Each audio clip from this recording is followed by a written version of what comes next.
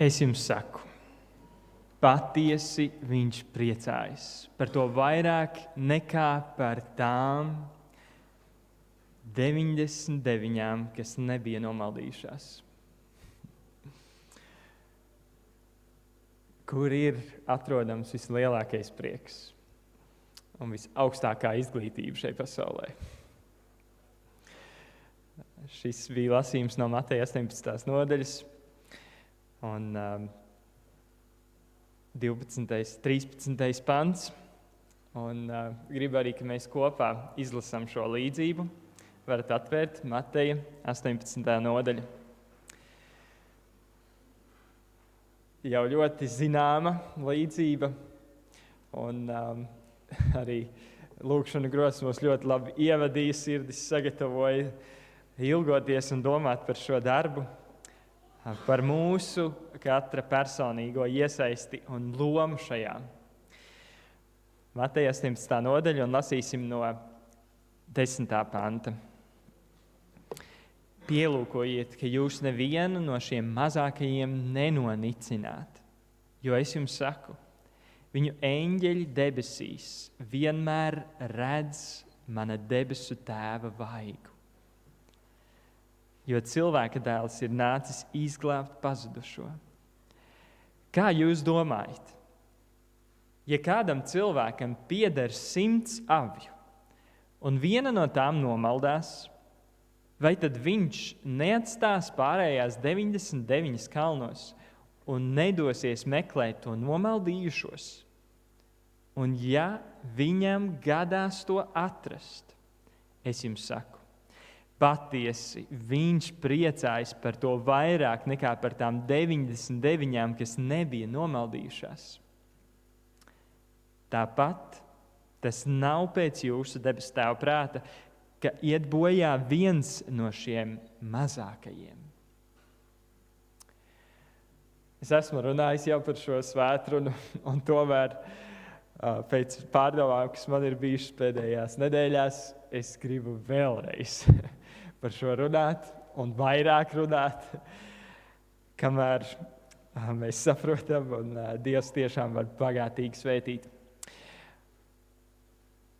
Es gatavoju šajās nedēļās, šajā laikā bakalaura darbu, un man bakalaura darba tēma ir saistīta, kur es pētu arī Elenas Vaitas dzīvi, un es lasu viņas šo biogrāfiju.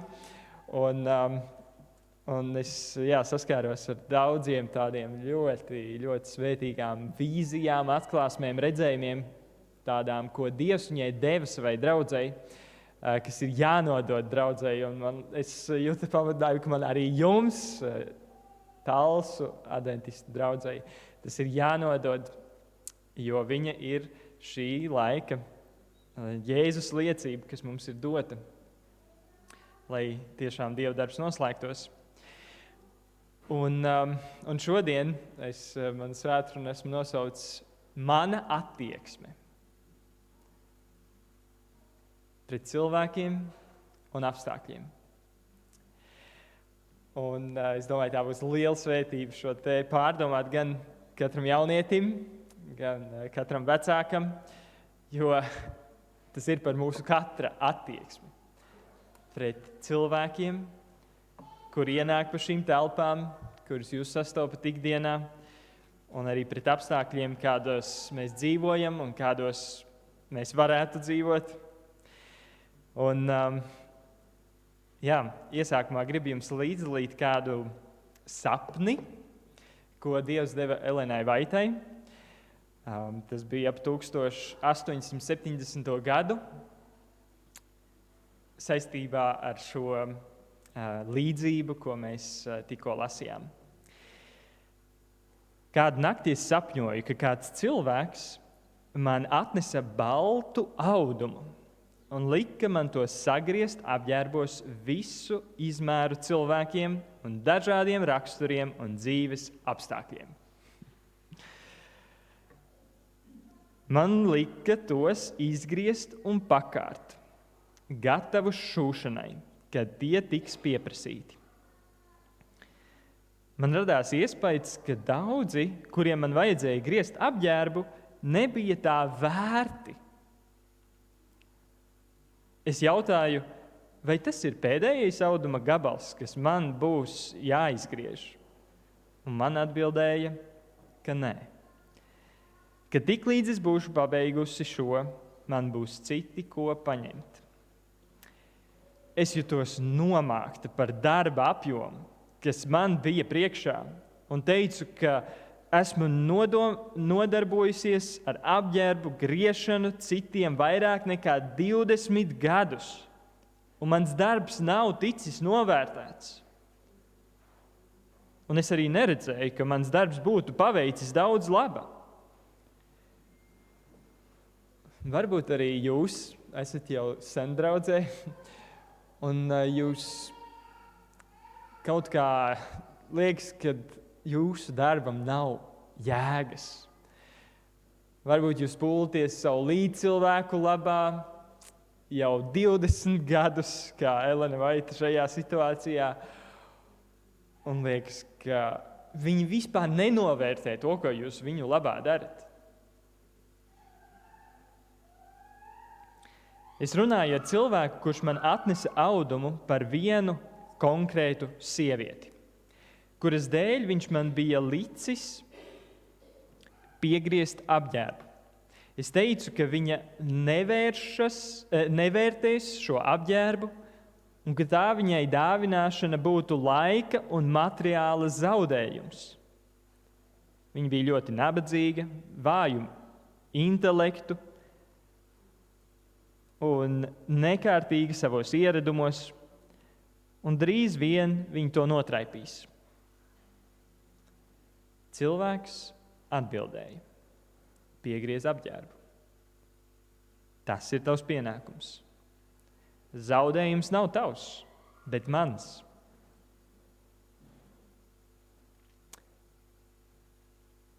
Dievs nosaka darbu, ko viņš būtu paveicis, un tu nezini, kas izdosies, vai šis vai tas.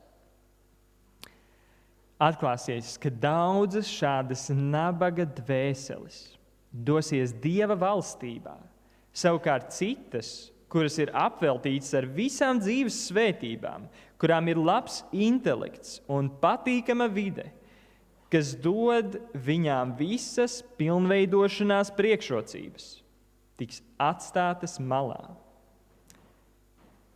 Tad mēs redzēsim, ka šīs nabaga dvēseles ir dzīvojušas atbilstoši tai vājajai gaismai, kas viņām bija, un ir uzlabojušās ar ierobežotajiem līdzekļiem, kas viņiem pieejami, un dzīvojušas daudz pieņemamāku nekā daži citi, kuri ir baudījuši pilnīgu gaismu un pietiekami daudz līdzekļu pilnveidošanai.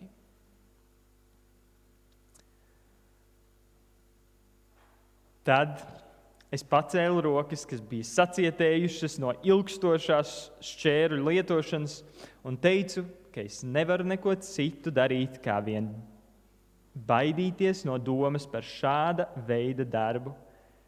Un cilvēks atkal atkārtoja: nogriez drēbes, tava atbrīvošana vēl nav pienākusi. Ar lielu nogurumu es piecēlos, lai ķertos pie darba. Manā priekšā gulēja jaunas, pulētas šķēres, kuras es sāku lietot. Mana noguruma un mazdošības sajūta mani uzreiz atstāja. Šķēres grieza gandrīz bez piepūles, un es salīdzinoši viegli izgriezu apģērbu pēc apģērba.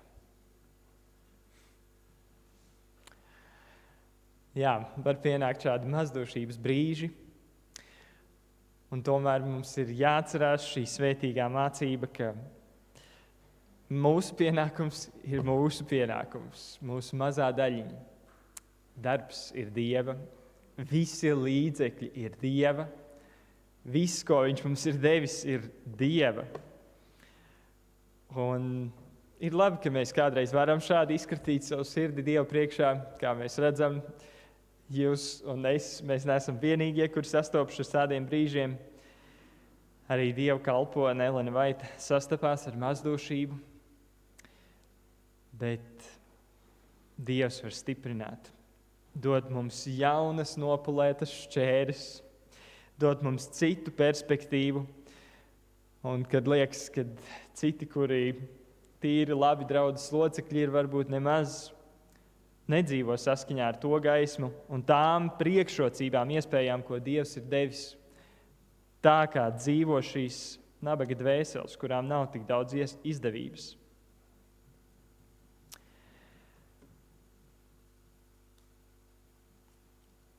Pēc šī sapņa Elena Vaita kopā ar savu vīru viņi devās apciemot dažādas draudzes un apciemoja vienu pēc otras vietu pa visu Ameriku, stiprinot cilvēkus un arī lūdzot par slimajiem un piedzīvojot dziedināšanas.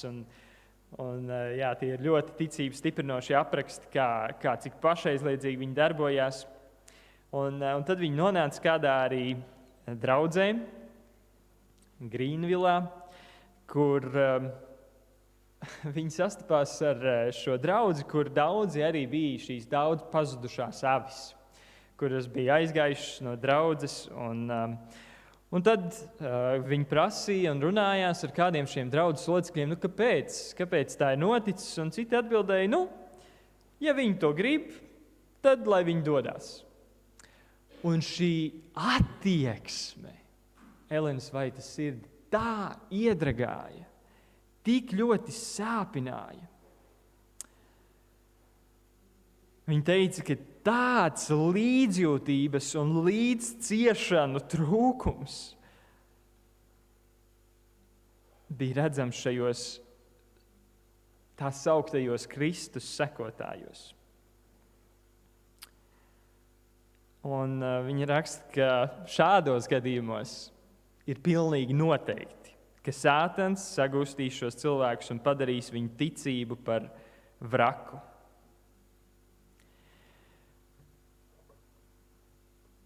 Un viņi saka, lai arī cik liels būtu šis grēks un šīs problēmas, ar ko cilvēki cīnās, mūsu brāļiem un māsām ir jāiemācas parādīt ne tikai šo lielā gana laipnību, bet arī viņa atdodošās rūpes un mīlestību par nabadzīgajām, nomaldījušās avīm. Un tad viņi saka, ka mūsu sludinātāji darbojas šo cilvēku labā nedēļu pēc nedēļas, priecājoties, ka kāds atsaucas patiesības stariņiem. Un tad uzrodas kāds brālis, kurš ar savu neizlēmīgo prātu 5 minūšu laikā izbojā visu darbu, kas ir ticis paveikts. Kādā veidā? Ar savām sajūtām, kas ir izteiktas vārdos, ja viņi grib, tad lai viņi dodas. Ar kādām rūpēm mums ir jātiec pret tiem, kas mums ir apkārt? Elena Vaita turpina, mēs sapratām, ka mēs neko nevarējām darīt šo izkaisīto avju labā, kamēr mēs sākumā neizlabojām šīs nepareizības, kas ir daudzos draudzes locekļos. Viņi nejuta nekādu nastu par šīm dvēselēm.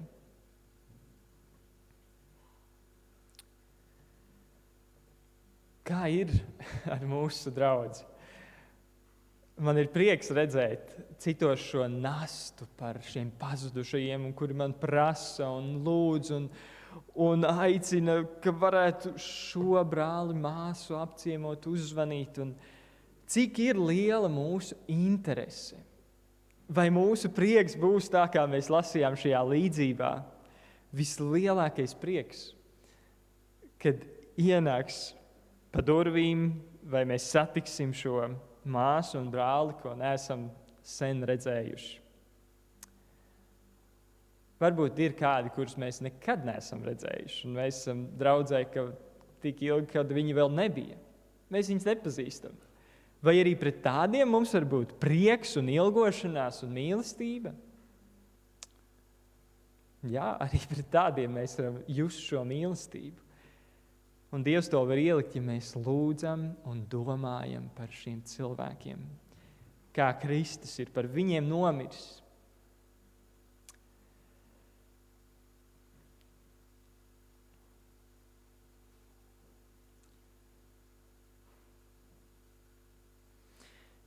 Un Elena Vaita vēl paskaidro, lai visas rūpes, visi spēki ir ielikti atrodot šo vienu pazudušo.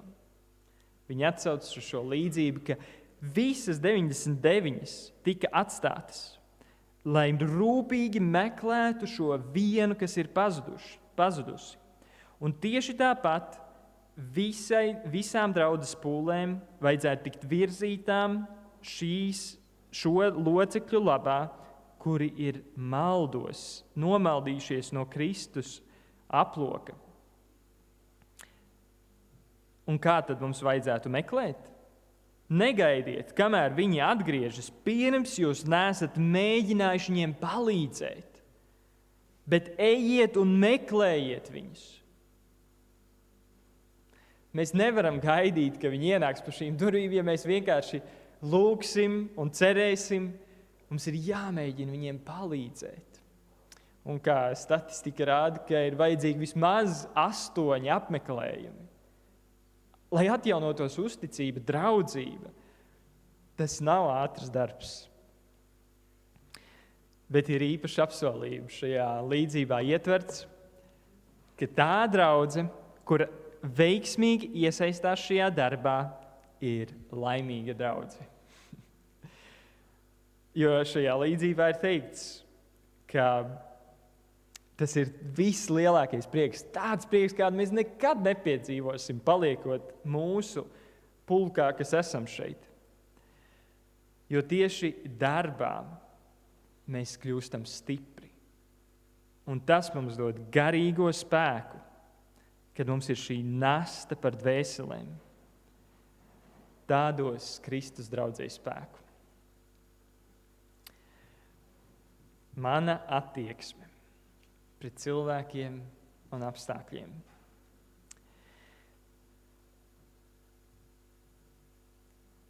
Nedaudz tālāk paturpinot šo mūsu attieksmi,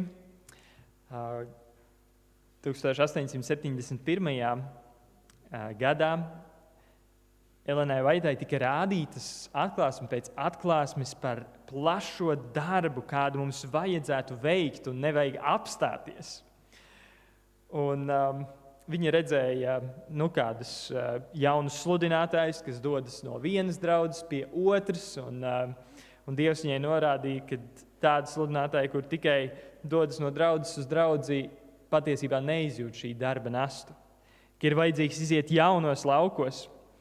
Un te ir kāds īpašs apsolījums dots, ka draudzes redzēs šos jaunos vīrus un sievas, kuriem ir deksme sagatavot sevi, lai paplašinātu savus pūles pilsētās un ciemos un ciematos, kas vēl nav nekad pamodušies patiesībai. Un arī brīvprātīgie misionāri dosies uz citām nācijām, lai nestu patiesību. Draudzes pašas tiks iedrošinātas un stiprinātas. Daudz vairāk nekā tad, ja šie jaunie vīrieši un sievietes tiktu uzņemti viņu darbā. Ja šie nepieredzējušie jaunie vīrieši un sievietes darbotos šīs draudzes labā. Kad draudzes redz, kā viņu mācītāju sirdis deg kopā ar Kristus un patiesības mīlestību un deksmi, ar šo ilgošanos glābt dvēseles, draudzes tiks atjaunotas. Draudzes celsies. Un tad ir liels apsolījums, ko es gribu, lai jūs tālsnieki notverat. Parasti šīs dāvanas un arī talanti un spēks ir šajās pašās draudzēs, lai svētītu un stiprinātu sevi, un lai savāktu aitas un jērus savā aplokā. Redzot, cik talantīga ir Talsu draudze un liela ir Talsu draudze. Mums varbūt šķiet, ka mēs neesam baigi lieli, bet salīdzinoši mēs esam diezgan liela draudze. Es redzu, ka Talsu draudzē noteikti ir dāvanas un ir spēks, lai parūpētos par nomaldījušajām avīm. Jums ir šīs rūpes, tikai ir jāpamodina tās. Dievs ir devis talantus.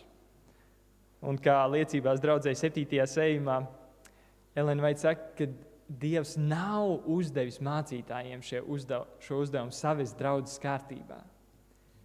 Ir jāmostas mūsu katra attieksmei pret līdzcilvēkiem, pūloties to labā.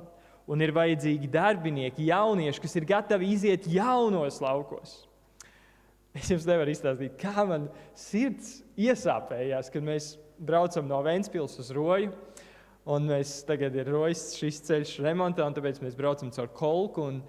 Un jūs zināt, šonedēļ es secināju to, ka Kolka ir vistālākais punkts Latvijā, kur nav neviena adventistu draudze tuvumā. Ir 56 minūtes laikam līdz Talsiem no Kolkas. Neviena cita vieta Latvijā nav tāda, kur būtu tik tālu jābrauc līdz tuvākajai draudzei. Pat Latgales viss tālākajos pie Krievijas robežas tur pat ir nedaudz tuvāk. Un Sēlijā pat ir daudz tuvāk aizbraukt līdz tuvākajām adventas draudzēm, kā mums šeit Talsu novadā. Tā kā man šķiet, ka Talsu draudzē ir darbs, ko darīt. Ir misionāri, ko izsūtīt. Ir daudzi ciemi un pilsētas, kur neviena, kurš pārstāvētu mūsu laika patiesību. Šo skaisto, dārgo vēsti par Kristus drīzo nākšanu, par sabata dusu, par svētnīcas šo glābšanas plānu, tik skaistas patiesības, par mirušo stāvokli. Daudz, kas mums ir uzticēts, kas ir jāzina arī citiem. Bet kurš viņiem to nesīs? Un šajā brīdī es gribētu palūgt uzlikt video, vienu, kas būs jauniešiem vairāk domāts. Es gan neredzu te visus jauniešus, bet kāpēc jauniešiem, bet visiem domāts. Bet viņš ir angliski, diemžēl, kas var izlasīt, arī būs subtitri angliski, bet pēc tam es patulkošu īsumā. Tas video būs par pirmo adventistu izdevniecību. Un kāpēc es gribu parādīt šo video, ir tāpēc, lai tas jums nedaudz sniedz ieskatu, kāds bija tas pirmais vispār mūsu draudzes pionieru darbs, kāda bija viņu attieksme pret cilvēkiem un apstākļiem. Un šeit būs stāstīts par to, kā viņi vairāki apvienojās jaunieši, jo tajā laikā visi bija jaunieši. Pirmie ģenerāla konferences prezidenti bija savos 30 gados un pat 20. gadu beigās. Un Elena Vaita, kad saņēma pirmo vīziju, bija 17 gadus veca. Un tāpat šīs izdevniecības vadītāji bija 20 gadnieki un pat tīņi, kā mēs tur dzirdēsim, pusauģi. Un viņi dzīvoja tādā lielā trūkumā, lielā pašaizliedzībā, bet ar šo deksmi aiznest vēsti. Paskatīsimies.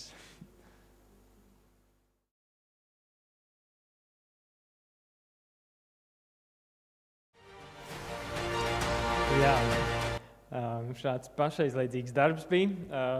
Es nezinu, aizmugurē nevarēju izlasīt, varbūt subtitrus varējāt? Varēja, katrā ziņā liela uzupurēšanās bija vajadzīga, un šis ir tikai viens maziņš stāsts. Ir daudz šādu stāstu, kur liekas, kā tādus upurus viņi bija gatavi nest, un pilnīgi neticami.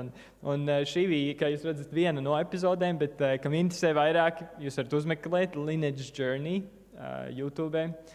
Šī ir 2. sezona. 1. sezona ir par vispār lielo cīņu no 1. gadsimta līdz nākotnē. Bet šī ir 2. sezona par adventistu draudzes vēsturi. Ļoti vērtīgi tādas sērijas, kur uzzināt daudz ko. Bet mums ir ko mācīties. Un kā arī tur ir teikts, ka šis pašaizlīdzīgais darbs, kas iesāka šo adventas vēsts, šo kustību, būs vajadzīgs arī, lai noslēgtu to. Mēs zinām, ka priekšā nav viegli laiki un būs vajadzīgi upuri. Un arī šodien ir vajadzīgi upuri. Ir vajadzīga attieksme, lai varētu aiznest šo vēsti. Attieksme pret cilvēkiem, bet arī pret apstākļiem. Nesūroties par grūtībām, bet darīt, būt uzticīgam pienākumam. Un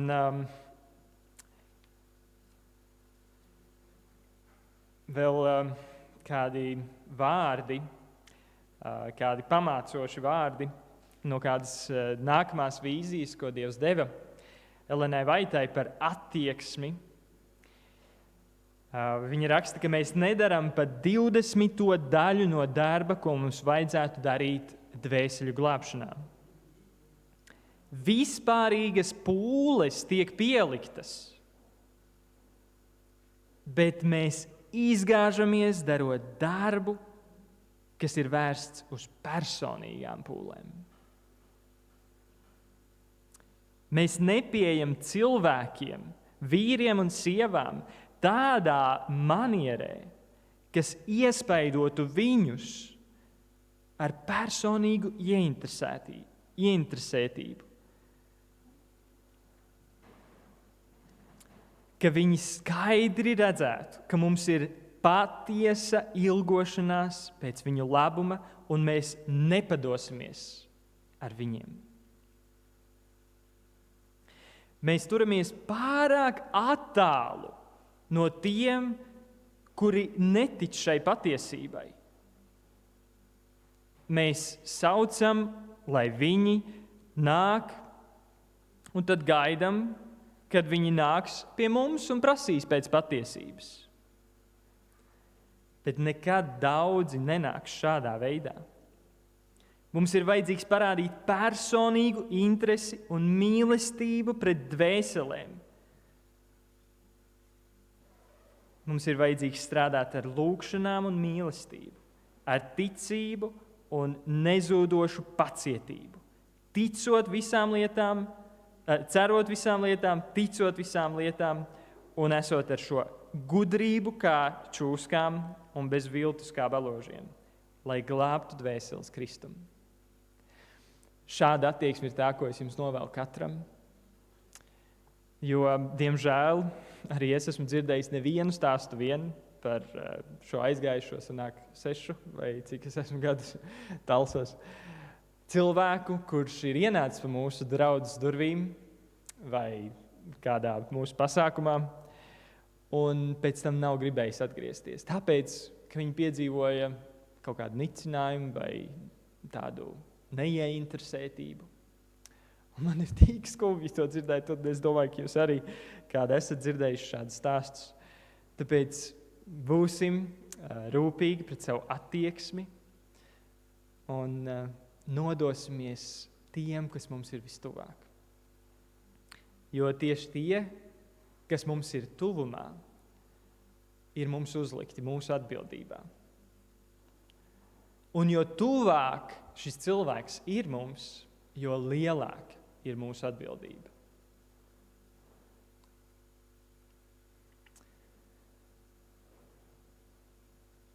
Kā jūs domājat? Ja kādam cilvēkam pieder 100 avju, un viena no tām nomaldās, vai tad viņš neatstās pārējās 99 kalnos un nedosies meklēt to nomaldījušos? Un ja viņam gadās to atrast, es jums saku, patiesi viņš priecājas par to vairāk nekā par tām 99, kas nebija nomaldījušās. lai šis prieks, šī mīlestība un neatlaidība jūs pavada. Amen. Mūsu vadoni, mūsu glābēji, mēs pateicamies par šo gaismu, kurā varam priecāties un dzīvot. Pazīt tevi, kas esi glābējs. Kas esi drīz atkal nākošais glābējs. Paldies, kungs, ka drīz izbeigsies šīs pasaules ciešanas, un mēs varam arī saprast, kāpēc daudz kas notiek, un daudz ko arī nevaram saprast, bet pieņemt ticībā un mīlestībā pret tevi, ka tas ir vajadzīgs. Un Tēvs, tu zini, cik daudziem Talsu novadā un plašajā pasaulē ir vajadzīgi šie iedrošinājumi, šīs Tava rakstura atklāsmes un stiprinājumi, lai viņus glābtu. Tēvs, mēs lūdzam un ilgojamies, dod mums Talsu novadu, dod mums viņus apgaismot ar Tavu mīlestību, un paldies par to, cik tālu jau ir izplatījies arī šī vēsts, ka mēs varam Latvijā jau svinēt 130 gadus, un Talsos arī, ka tā jau ir vairāk kā 100 gadus, un tomēr, Tēvs, mēs zinām, ir diezgan daudzi vēl, kuru labā ir vajadzīgas nevis vispārīgas pūles, kā lasījām, bet personīgas pūles. Un paldies, ka Tu mūs katru esi personīgi aicinājis un ka mēs varam to sniegt. Parādi, Tēvs, kuram mēs to varam sniegt jau šodien, šajā nedēļā. Liec mūsu sirdīs vairāk no Tavas līdzjūtības, un lai arī, ko sabatskolā mācījāmies par šo Bībeles pētīšanu, lai tas arī aizkustina mūsu sirdis un uztur šo mīlestību mūsu sirdīs. Lai tie, kas dzīvo vairs, nedzīvo vairs sev pašiem, bet tam, kas par viņiem miris un uzmodināts. Paldies, Tēvs, ka varam šo lūgt. Tavu stiprinājumu katram, gan tiem, kas jau sen ir šajā darbā, stiprini, Tēvs, mūsu vecākos brāļus un māsas, un arī īpaši stiprinājumu jauniešiem, kuriem ir jāiziet un jāupurē daudz, ko pasaule piedāvā. Paldies, ka varam šo izlūgt Jēzus vārdā. Amen.